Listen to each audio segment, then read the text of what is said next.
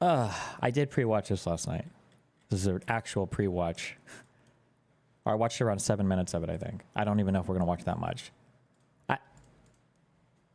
Is this guy supposed to be the new, or he's going to be the new prime minister in Canada? Everybody keeps saying that Trump didn't get a prison sentence. They took prison off the table like over a week ago. He already said there was no chance. He was never sentencing him to prison, so. What? So many of the, it's like, oh, I don't know. Never mind.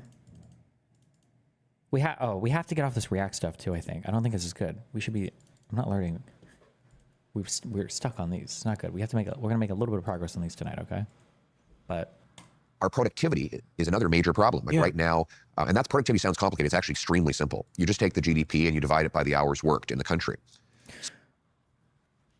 So as soon as I hear this, I'm thinking like, uh-oh. There's a right-wing guy, I guess he's supposed to be right-wing, coming into Canada who might actually know some econ shit. It's like, oh, okay. Oh, well, fuck. That's scary for us in the US because maybe Canada's right-wing is not fucking insane. So now people will look in the Canadian region and be like, well, look, their right-wing is really smart, so we should have ours do economic policy too. I'm like, okay. Wow, okay. It's the first time I think I've ever heard a political person or pundit know what productivity even means. It's like, oh, cool. Okay, well, let's see what he's got to say. Sounds complicated. It's actually extremely simple. You just take the GDP and you divide it by the hours worked in the country. So American GDP is $80. So for every hour an American worker works on average, he or she produces $80 of GDP. Mm-hmm. In Canada, it's 50. So that's every hour. So that means we have to do huge things like investments in education and everything, or some type of more specialized worker training to increase the productivity of our workers, right? So I figure it's probably going to be a lot maybe on like the unaffordability of college or education, or how you get like more people trained to be a more productive workforce, right? Every hour. So that means we have to work 60% more just to make the same amount and have the same level of income to buy food and housing. So that's the. Now, that sounds like a bunch of wonk speak that might seem like it only matters to someone staring at a spreadsheet or a graph or a chart. But in fact, that's reflected in the fact that our 2 million people are lined up at food banks because they can't afford food. And no, that doesn't really have anything to do with anything that we just talked about. But I guess if you have a less productive labor force, then overall, the state of your economy may not be as good, so maybe there would be more people lined up for food banks, but there's not really a direct connection between them. But okay, I don't know, maybe he's just making a broader argument about the economy. Okay. 80% of youth can't afford homes, and our quality of life and the things we can afford to provide our kids have fallen back so much. Well, there's real life. Stark. Oh, is quality of life in Canada down? Or are we just complaining about how expensive housing is? I would say in Vancouver and Toronto, but I think even the suburbs outside of that are quite expensive too. But like, are we just complaining about cost of housing, or has quality of life in Canada actually receded significantly, or receded at all? But easily comprehensible statistic. Yeah. And if you work and you produce $80 worth of goods and services in an hour, compared to working and producing 50, obviously that's a substantial shortfall. Yeah. So, and is there a starker indicator of the? Okay, we're at some point we're going to talk about the types of jobs that people work and how to create a more productive workforce, right? Or it's kind of weird that we brought up like productivity and everything, but okay, Is there a starker indicator of the economic disparity between the US and Canada than that? Or do you think that's the primary statistic? I mean, I think well, that's just one number, right? That's just like one number. That's not like a diagnosis or an analysis of an entire economy, right? Housing costs are another one. There was a study out just 10 days ago that has Toronto and Vancouver now by far the most unaffordable housing markets in North America. And so, housing costs are 50% higher in Toronto than they are in Chicago, even though Chicago workers make 50% more money. The same is true between Vancouver and Seattle. Seattle workers make way more than Vancouver workers, but housing is 60 or 70% more expensive in Vancouver. So on all the measures, less by a lot. Yes. By a lot. By a lot. Yeah. And like we're paying more. Paying more by a lot. Yeah. By a lot. Yes. By a lot. By a lot. Yeah. And like we're paying more. Paying more by a lot. Yeah. Right. And most of that's transpired in the last 10 years. Yes. And we're paying the difference by accumulating enormous quantities of debt. Our households are by far the most indebted in the G7. When you divide total household debt by GDP, we now have a bigger stock of household debt than our entire economy. We are more indebted as households than the Americans were right before the 2008 financial crisis. And so what we have is... Okay, I don't think household debt was a player in that financial crisis, but that was a financial crisis that was bad. So, okay, I guess okay. Model in Canada is we have artificial scarcity imposed by a very heavy and restrictive state, confiscatory state. So that suppresses production. But in order to model in Canada is we have artificial scarcity imposed by a very heavy and restrictive state, confiscatory state. So that suppresses production. But in order to allow for consumption, we print money and borrow money and then flood the economy with that money. Okay, so that's another problem. So that's the inflation. Okay. All right. So like he's diagnosing some problems correctly. I think at this point, I think it's pretty easy to say that I have to be careful. I can never grant anything to any of these fuckers. But I think Canada does have some pretty extreme problems when it comes to housing people. Not even just near the cities, but like even if you're quite a ways out of the cities. When I say cities, I'm talking about like 3 of them. But like the housing is pretty expensive. He's identified this concept in economics known as worker productivity, which is the measure of like your economic output per your hours worked, basically. Okay, which is nice. I don't ever usually hear people talk about econ or finance terms when they're in politics. But then is it all really just going to come back to printing money? Is that, or is there more here, or? Inflationary problem. Yes. Now, the problem with inflation, there's many problems with inflation, but one of them is that it particularly punishes people who are thrifty and who save. Yes. Right. So inflation punishes the people who forego gratification to invest in the future. That's right. Right. So that's a very bad idea. It's a horrible... Inflation is the single most immoral tax. I'm really curious who this came from, that inflation is the most immoral tax. 'Cause I've heard so many people say it. There's some dipshit said this like a few years ago, and I just don't know who it was. Can somebody tell me where this stupid fucking line came from? Tom used this, or he said this to me when I was debating him in, on the Impact Theory show. I'm a retard. What does it mean when someone says that a government flood the economy with the printed money? I'm not going to speak at all to Canada because I don't know if their system and everything, it works the same as ours. So I can't really say. Wow, Lawler, thanks for the tier 5 sub, buddy. For so many reasons. One, it takes from savers and people who are trying to be responsible, thus making it impossible to be responsible. Right. Because you will, if you refuse to play the inflation game of borrowing money to buy things you can't afford, someone...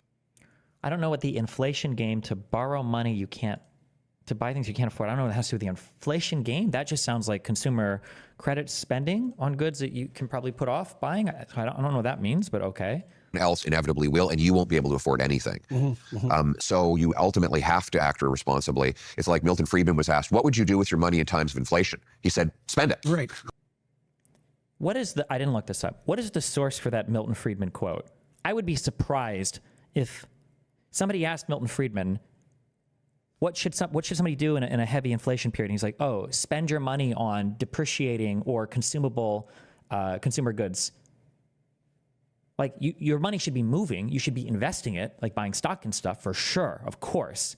But is that an actual Milton Friedman quote? If it is a quote, it's fucking retarded. It's a stupid. But I have a feeling that it's probably just it's probably an oversimplification of something else. Does anybody have? I really want the source for this. Spend it. Inflation 200. Increase your volume. You're like 40% lower than the video playing. I am loud enough. Fuck you. Responsibly. This is really loud though. Like Milton Friedman was asked, what would you do with your money in times of inflation? He said, spend it. Right. Like the first thing you want to do when inflation is out of control is to make sure you get rid of this thing that's losing its value. But that's good. We don't ever want people hoarding sums of cash. You don't ever, ever, ever want that. It's like, it's the worst thing that you could ever have in an... well, actually, I don't know. Where's Metal Sword? Or Metalloid Sword? I always fuck his name up. would you ever want an environment where citizens are just hoarding money in banks? It just seems like the worst possible thing.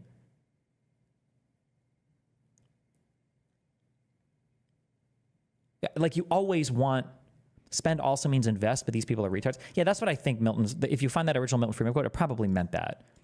It makes sense, but can you explain why? Because money sitting in a bank account is, I mean, theoretically, I guess the bank can make loans against it, but I don't think the banks are short on deposits to loan against. You want people to do stuff with their money so they can either buy goods and services, meaning you're going out and you're spending in the economy, which does a whole bunch of things.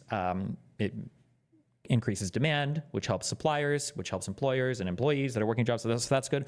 Or you can invest in businesses. It gives people capital to have somebody's money and then go out and start a business so that they can also sell things and employ people and everything else. You want like money moving through an economy.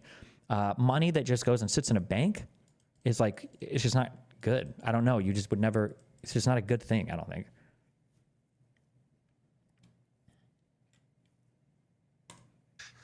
The second reason it's immoral is it takes from the poor.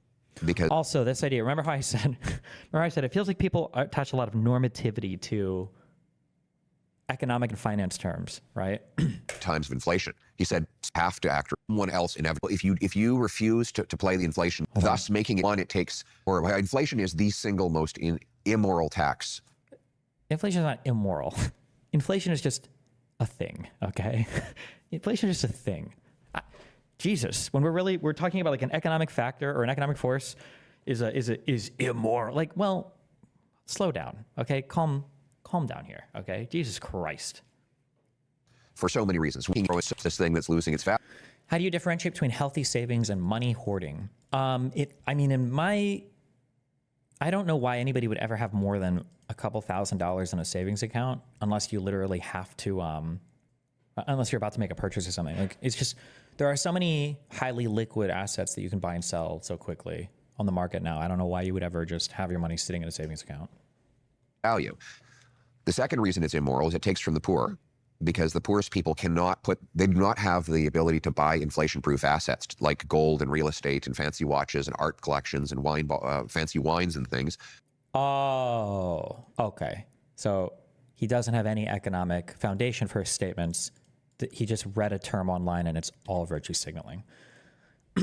All of the examples that he's giving here are just like the meme stereotypes, some unique to Canada. They're super obsessed. You think Americans are about housing and stuff? Canadians feel like a billion times more strongly about it.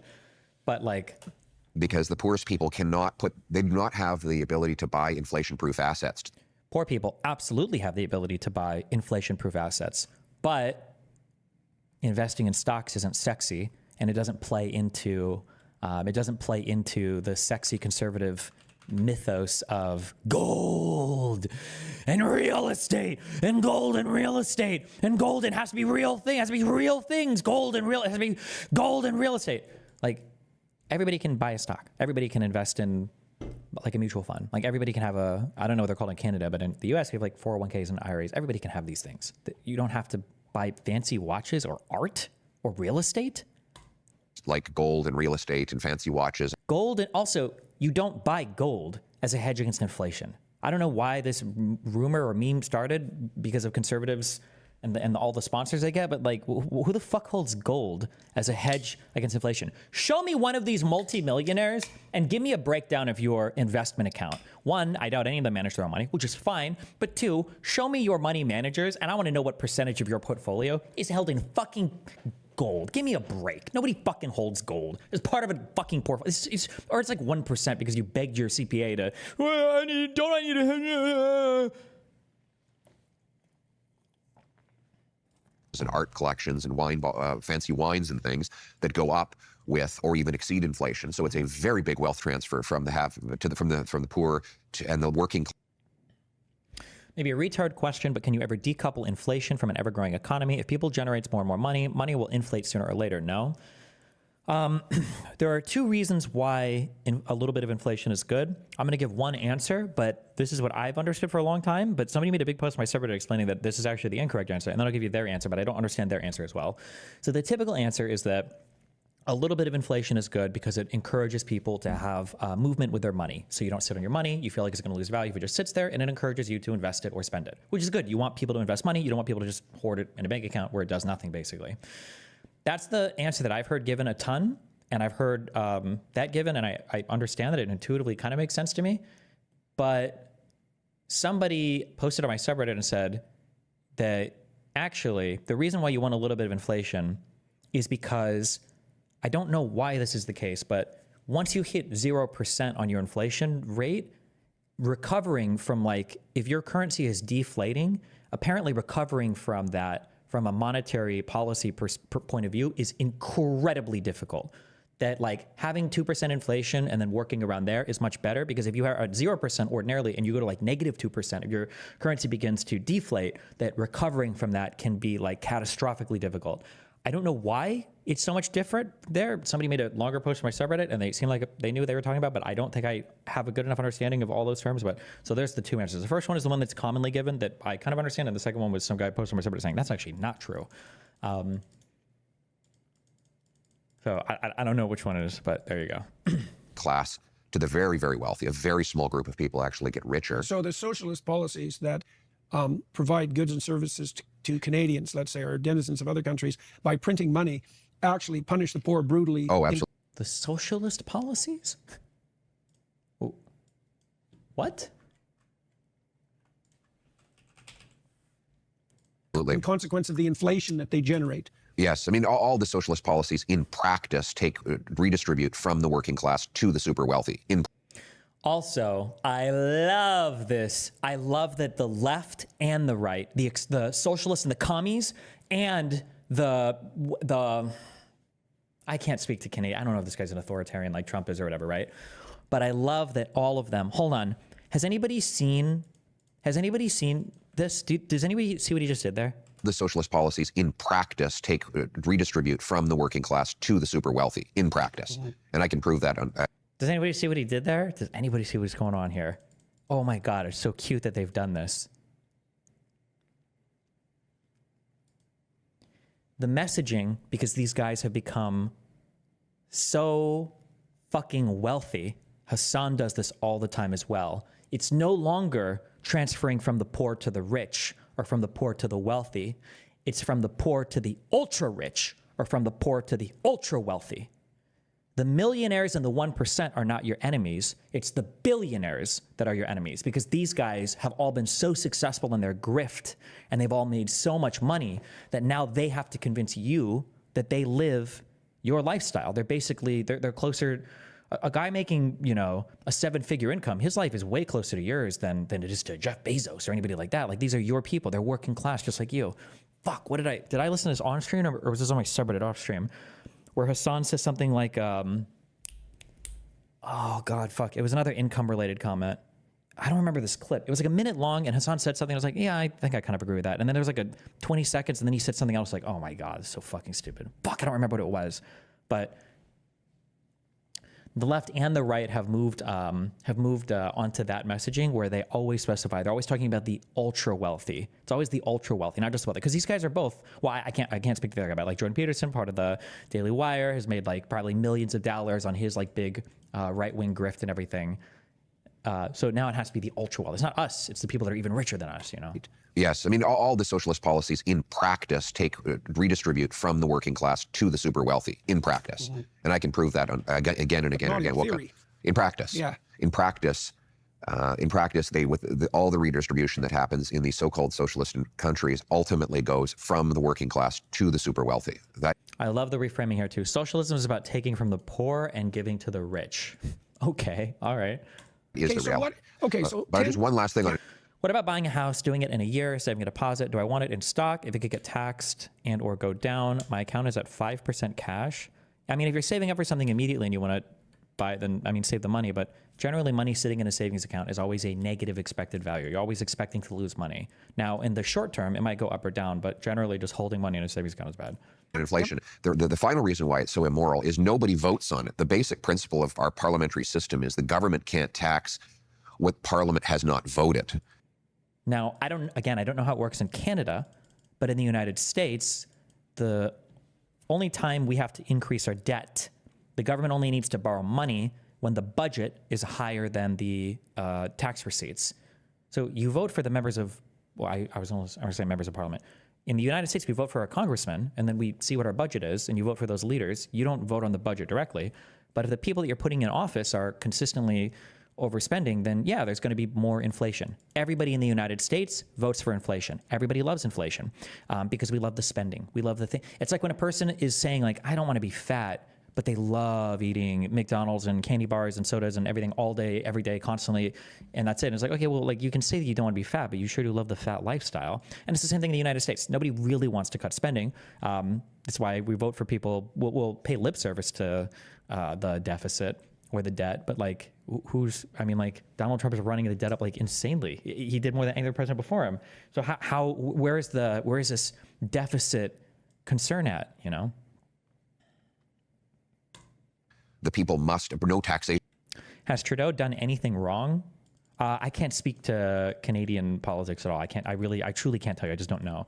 I hear a lot of bad things about Trudeau, but I don't know if that's just like the online memes or what, because he was the prime minister for quite a while. The only concrete thing I'd ever heard people complain about is that apparently he promised to bring ranked choice voting or something and didn't do it or something like that. But I don't know. I don't know enough to really say. I can't give you an accurate assessment of his prime ministership. Savings accounts are above inflation. Why is that expected to lose money? So I don't believe savings accounts will ever pay you more than inflation. There are advanced savings accounts that I think are FDIC insured. I think money market deposit accounts.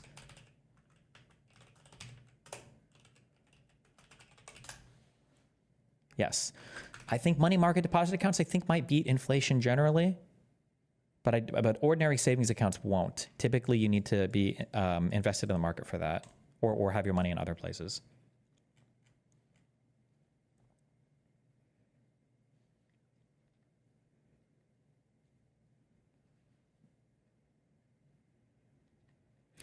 Fun thought experiment. What is the most retarded and evil economic policy you think you could actually convince Trump to enact?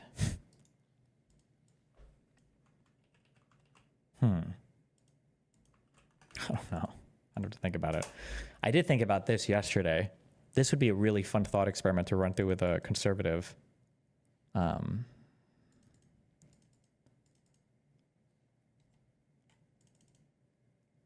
Is there any possible way that Trump could die where you wouldn't think it was a conspiracy?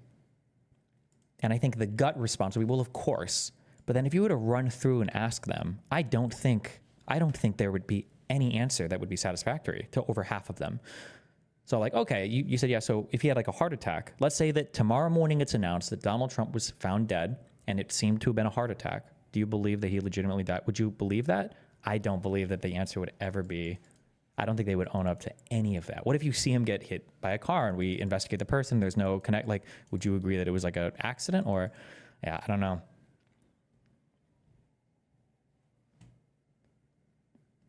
Without representation, right? But no one ever votes to have the money printing happen. And so the inflation is adopted secretly. And you blame the grocer because groceries are more expensive, or your local gas station because gas is more, or your realtor because house. When in fact, it was actually the government that bid up all of those things with money printing, and you didn't even know about it. So it is silent. It's a silent thief that takes from the poor and gives to the richest people. I don't like this obsession with the money printing stuff because it's so nebulous and it's so hard to like have a good opinion on because nobody really knows how monetary policy works, that it allows you to escape all talk and all responsibility when it comes to actually being in government, like crafting good policies or talking about good policies to help your society. And that's just very annoying to me.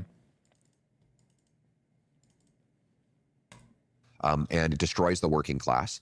And that's why I want to crush inflation. We need a policy that seeks to just to stop inflation at all costs. Okay, so what would you do to stop inflation? Well, we stop the money printing. Like, that is bad economics. We need to stop inflation at all costs. First of all, there are times where inflation is preferable to the alternative, which might be like a massive economic recession or depression.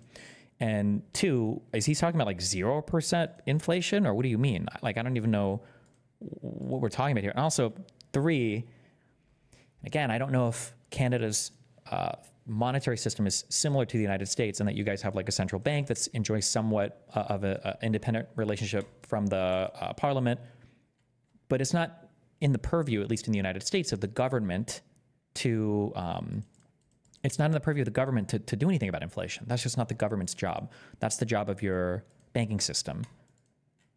So I don't even know what he means here. Now, if he just wants to say that we should balance our budget or whatever, then fine, sure, balance your budget. But like the target is not inflation. The target should just be, you know, having a balanced budget, I guess. You know, we need, and the money printing is just a means to fund deficit spending. Governments borrow. Define the deficit, yeah, for people. So basically the deficit is the difference between what the government spends and what it brings in. It's usually calculated on a yearly basis. That's deficit. right. Yeah. And I love Peter's little add-ons here. Like he's, oh, no, I know a little bit about this. Debt? Well, the debt is just the accumulation of the deficits. Right. So the deficit right now is $62 billion. And I thought it had a ceiling of 41 billion, yeah, right. Isn't that a ceiling? Yeah. It's not, eh? I guess not. Look, there are very real present day consequences for that. Deficits increase the money supply. Central banks effectively facilitate that increase in the money supply, and that causes inflation. And you know, it's why our you know, I have a buddy whose family moved here from Italy back in 1973. His father worked paving roads, and his mother made sandwiches in a senior's home. They were able to pay off their home 10 minutes from Parliament Hill in 7 years. Like, this has nothing to do with inflation or monetary policy. You're talking about such a different environment here. You're talking about something that's so different in so many ways. The sizes of these cities, the average productivity of your worker, the amount of education required to accomplish a particular thing, like your labor force at the time and the composition of labor force, the demand for different types of work. Like, there's so many other factors at play here that to use this example, like, well, look at how much better things were before some inflation. It's just like, right. Their grandchildren wouldn't be able to save up a down payment for that home in 15 years, and they will be university educated with all the advantages of having been here 2 decades. That is the consequence of the money supply growing vastly quicker than the stuff that money buys. Yeah. So we have to do is stop growing the money supply and start growing the stuff money buys, right? Produce more energy, grow more food, build more homes. So we have to unleash the free enterprise system to produce more stuff of value. And this is where we have to remove the artificial scarcity that the government is imposing on the population. Let's incentivize our municipalities. He keeps saying the artificial scarcity. I don't think I listened this far. What does he mean by that? Is he just talking about zoning for homes, or is he talking about something else? Or to grant the fastest building permits in the world to build homes. Okay. And you have a plan for that in principle? Yes. I mean, I'm going to say to the municipal governments, they either speed up permits, cut development charges, and free up land, or they will lose. So like when he says this here, and I'm curious if it's the same in Canada, I feel like Canadians are quite American, right? I don't ever hear any conservative Canadians, and maybe some of them say this, just miss it. I never hear them talk about high density housing. It sounds like what they're always trying to do is just get more and more and more and more and more suburbs built out, further and further and farther, the suburban sprawl. Do Canadian conservatives ever talk about high density housing, or is it always just, no, we just need to build more and more housing? Does that ever happen, or? They either speed up permits, cut development charges, and free up land, or they will lose their federal infrastructure money. So they will have a powerful carrot and stick incentive to speed up home building. And Testing was talking about alternatives to savings for someone who's squeamish on investing. CDs are good long-term investments, but if people get scared if they can't access their money now, you should not be squeamish on investing in the market. If you are, then you need to dramatically revamp your understanding of the market, or you need to stop taking financial advice from political pundits. They don't know anything about finance. In fact, I wouldn't take advice from financial advisor people on YouTube that have become political. Because as we've seen, unfortunately, as much as I love both of those guys personally, on the Iced Coffee Hour podcast, financial people that start to do political commentary also no longer give good financial advice. Your broad investments in the market, at least in the United States, this is for the US, I can't speak to all your fucked up countries, okay? The United States are always a good bet. And when they become not a good bet, then shit is so catastrophic. The least of your worries is going to be whether or not the allocation of your portfolio and how much is invested in your money market deposit account versus your treasury bonds versus your CDs and your gold and your stocks and your whatever else. So Anything leaning right is bad in Destiny's eyes. Mainframing. Notice how I'm like giving substantive criticisms to every single thing this guy is saying, and I'm not just saying right, bad. Can you not hear anything I'm saying? But. And the percentage of a new house price that's a consequence of government taxation and regulation? Well, in Vancouver, it's 60%. 60%. Now, does that include the land and the house? Yes. Incentive structures of almost all financial advisors are misaligned. I'd never trust any unless they charge a flat fee. Okay, you don't need a financial advisor, my dude. No one in here needs a financial advisor. Open an account on Fidelity or Vanguard or whatever, and just go buy fucking, what's the meme thing? Is it SPY? I don't know. Just buy like these big funds or whatever. They just track the market.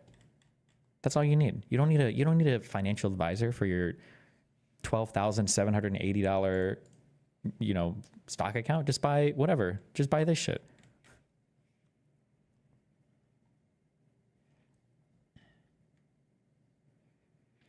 No, you made a broad claim that states that anyone with right-leaning or political takes you don't have is wrong.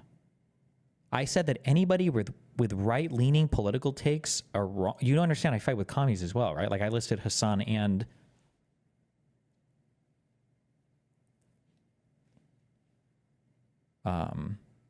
and these guys as well when I talked about people using tactics to talk about the super wealthy instead of just the wealthy, right? VU equals SPY, but less management fees. SPY has management fees? Yeah, most of my money's in this shit. And I bought this shit because somebody tried to talk me into it, but I don't even know if it's good. I'll go look at it. I just said that people with I just said don't listen to people who give financial advice who are political. I didn't say right wing. Yeah, if they're super left wing, you shouldn't take advice from them either. All of these people are giving you financial advice from a political position. They don't know anything about finance. There's no reason to do that. What about individual stocks like Meta, CrowdStrike, et cetera? Those seem like good buys. If you want to buy individual stocks, that's fine. That's not investing, and that's not like responsible money management. That's like gambling money. If you want to go and gamble, that's fine. Have fun, do that. But if you're buying individual stocks, you're not saving your money in a responsible way. You're gambling, and you're probably losing. If you're investing money, if you've got money that you have for investing, then you're buying broad funds. You are never beating the market, statistically speaking. Yes, that includes everything. So I'll tell you how they calculate it. CD Howe took the... How much on average do you put away? You can say percentage. Me? I don't know. Probably like 90% of my money. I don't spend my money on anything, though. I just sit in my home all day and scream at people. Yes, that includes everything. So I don't want to fight with anybody. I'm not trying to fight. I swear to God, okay? I'm so sorry. Okay, I'm not trying to fight with anybody. And you don't have to agree with me. I encourage all of you to do your own research, okay? But somebody said there are some stocks that have decent dividends. Do not listen to anybody that gives you financial advice when it comes to investing if they're talking about dividends. You don't have to worry about dividends. That doesn't matter, okay? We're not investing in the stock market in the 1980s, all right? No one cares about dividends. Invest in broad funds. That's all you need to do. Fuck dividend investing, whatever cringe shit that is, unless you're on some like very peculiar tax strategy or something that in that case you're beyond any advice I'm giving anyway. But fuck dividends, okay? I'll tell you how they calculate it. CD Howe took the cost of compared the cost of building a home to the cost of buying a home. Yeah. And he said, buying individual stocks fits the definition of investing in every sense. It's just more risky. I consider investing when you're putting your money in things that are very likely to go up. Definitionally, what do you call the institutional investor versus not residential, not consumer? Oh my God, what's the word I'm looking for? Investor. You've got institutional investors, now you've got these new... It starts with an R. No, it doesn't. Fuck! I forgot the term. What am I thinking of? Retail. Oh, it is. Okay, retail investor. Definitionally, if you're buying individual stocks, that is always expected to be a negative trade over a long volume for an individual. Individuals are never, ever, ever on volume expected to beat the market. It's always an EV minus trade. You should just be investing in broad funds.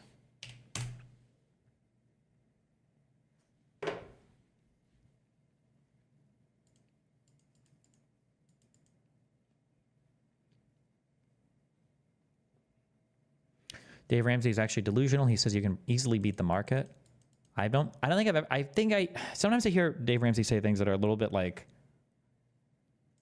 when I say ideologically driven, I mean like he's got like a financial ideology. I'm like, I don't know about that, but I don't think I've ever heard him say anything like super wrong. I seriously doubt Dave Ramsey has ever said you can easily beat the market, but I would have to see a video for that. So what's the gap between those two things? So they added up land, labor, profit for the developer. Does that include the land and the house?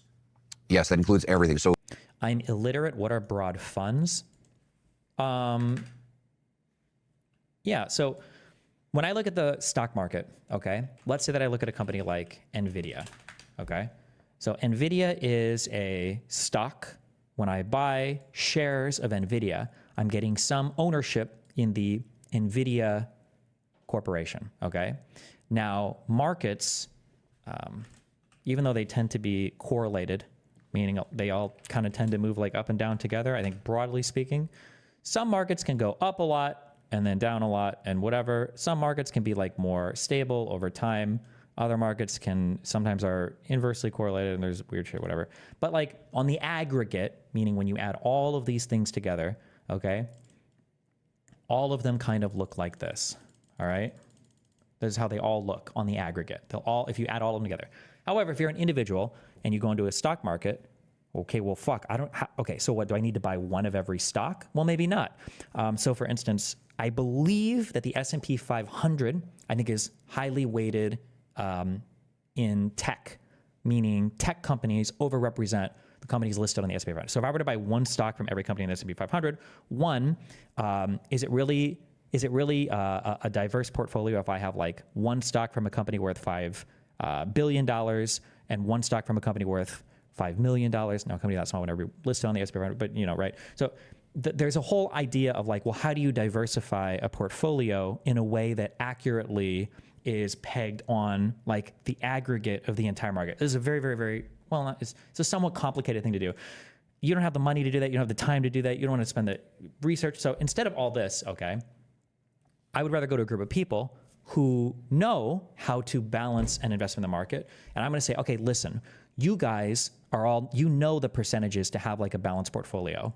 I want to buy stock in your investment strategy. So what you do is you go to these I think so these are exchange traded funds. Actually, let me explain this, then I'll look it up and I'll see how wrong I am. Because I've never actually looked up the definition of an ETF before.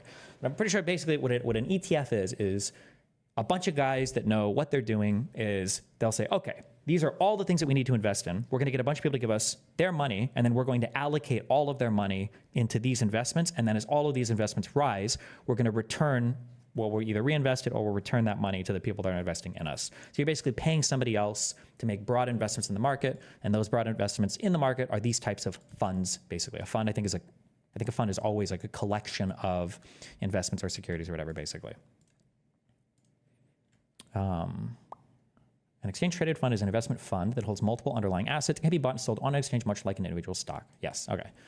So when you buy into things like these funds, it automatically diversifies your portfolio, if that makes sense. Like if I were to have one stock from 10 different companies, that would be less diversified than having 10 stocks in an exchange-traded fund, assuming it's a fund that's like balanced or whatever. What is a hedge fund? I don't know if there's a formal definition for a hedge fund, but I know they tend to be more exclusive. You might have a higher barrier to entry. They might be more specialized. Like you have a hedge fund that's invested in just trying to, invest in energy markets or some particular type of commodity or asset or whatever. I think usually a hedge fund promises you that they'll beat the market. People invest in hedge funds because they think they can get an edge on the market. They might have significantly different risk profiles. So you might have a hedge fund that could return a lot of money or lose a lot of money, stuff like that. It just depends. But, okay, sorry.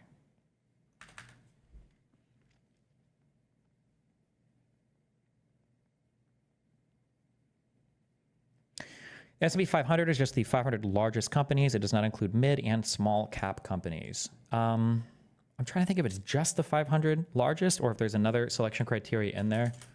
How are S&P 500 selected? Let me just check real quick.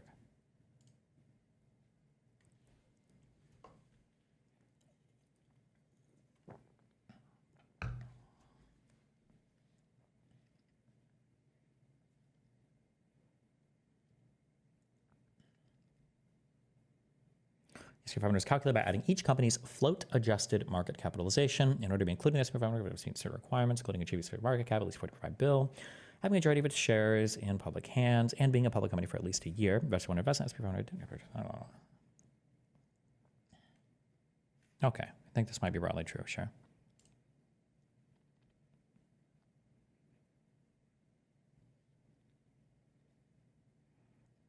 How much research did you do to learn so much about finances and the economy? I got a bachelor's in business analytics, and I'm damn near confused half the time you speak on things like this.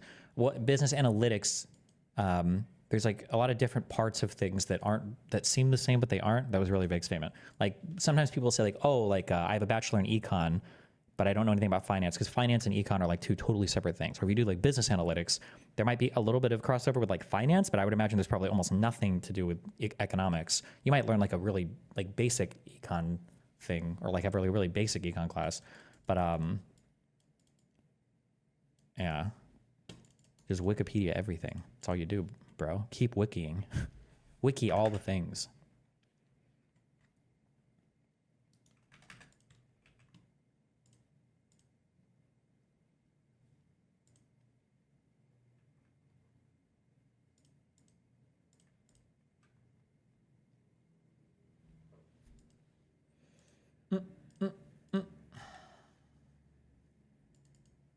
It feels like the major companies nowadays compared to before have gotten so broad in terms of product reach and what markets they operate in, plus the ability to buy up other companies. It seems much less likely for companies like Apple, Microsoft, Google, Amazon to have a big downfall as they are just so diversified. Yeah, true. Which has its pros and its cons, but...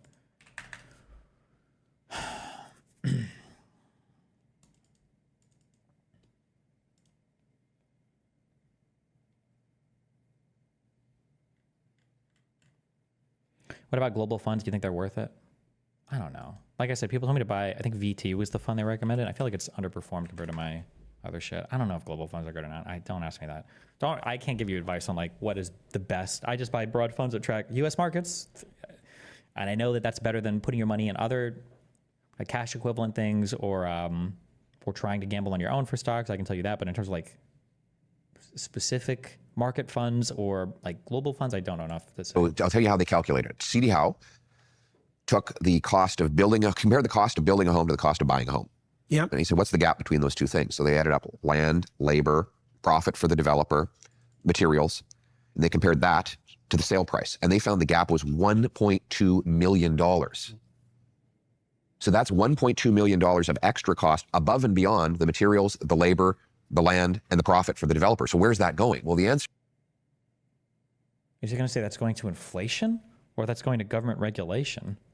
Is development charges, sales taxes, land transfer taxes, right. the delays in getting the permit, time is money, the consultants, lawyers, accountants, lobbyists that the developer has to hire in order to get the approval.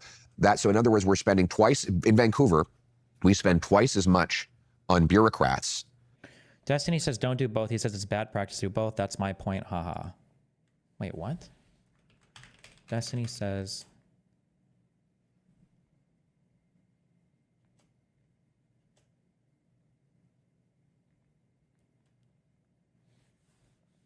I'm not mad about it. I know there's risk, but saying it's a bad idea to leave those funds in a savings account with guaranteed return is just wrong. Haha. Well, it's guaranteed over a period of time, right? There's some period of time that you, on a long position, you're basically guaranteed, unless something catastrophic happens, to make more, to beat inflation and to beat whatever you'd earn in a savings account on your money. That's why I said earlier, if you need access to your money like now, or if you have to like buy something in, like a couple months that you're saving up for, then it's probably okay to go to like cash equivalent things. So like a money market deposit account or just a fucking savings or checking account if you want, I guess. But yeah. When you say buy into SPY and boo, you mean VOO? Can you explain what they mean? Those are exchange-traded funds, meaning that you're just buying stock into other people that know how to invest in the market safely, basically. Than we do on all other things combined to build a home. More money goes to bureaucrats than goes to the carpenters, electricians, and plumbers who build the place. And to add insult to injury, those tradespeople who build homes can't afford to live in them. Right. I mean, it is, so what we need to do is slash the bureaucracy. And I'm going to say to the mayors, you're not getting federal infrastructure money until you slash your development charges, speed up your permits. I'm going to take the federal GST off new homes under a certain limit and encourage the provinces to do the same. But we've got so much land. Like, we should have the most affordable housing in the world. Destiny doesn't know that everyone below the age of 30 has a high yield savings account. No one is opening a savings account with less than 3.5% APY guaranteed. Why would you want 3.5% APY guaranteed when you can get a historic 7+% return in the stock market, though?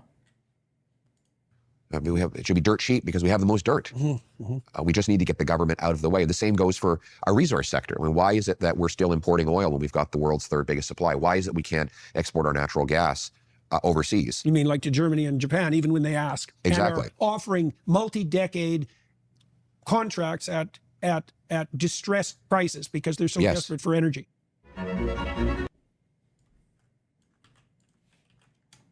Good one.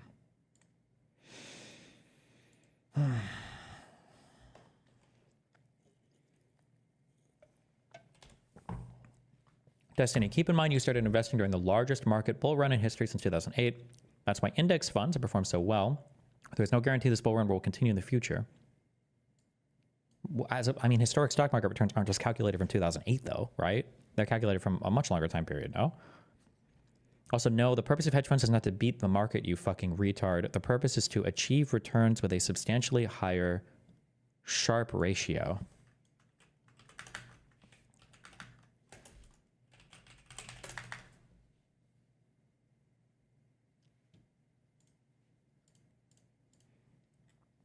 The Sharpe ratio compares the return of an investment with its risk. It's a mathematical expression of the insight that excess returns over a period of time may signify more volatility and risk rather than investing skill. It sounds like you're saying what I'm saying with a better word, but thank you. I'll use Sharpe ratio next time, but okay.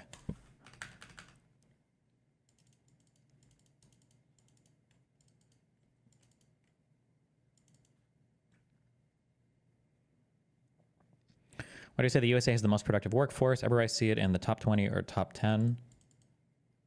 I think we have one of the most productive workforces. Some people are more productive, but they don't count as countries. Let's check. Hold on, where we're at.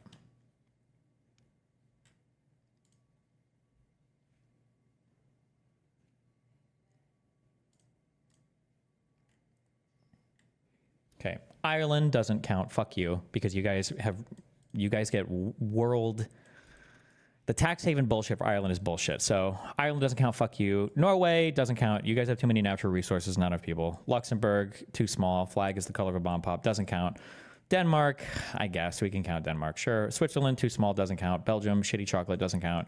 Sweden, I guess we can count. Austria, sure. Netherlands, you only have one city, and your name is also Holland. You suck. Fuck you. And then the USA. So I'd say the USA is like fourth or fifth of the real countries.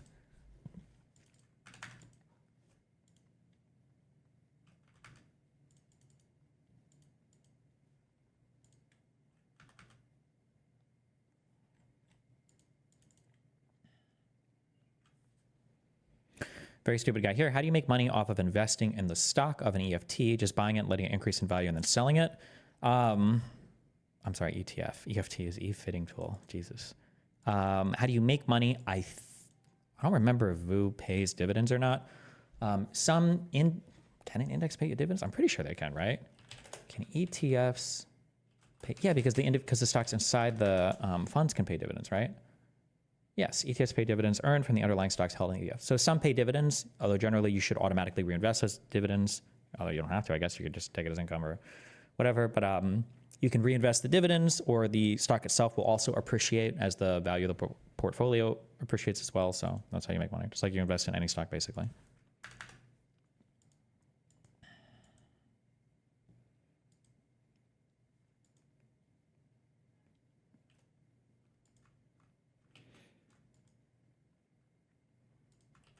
Okay. What a horrible video.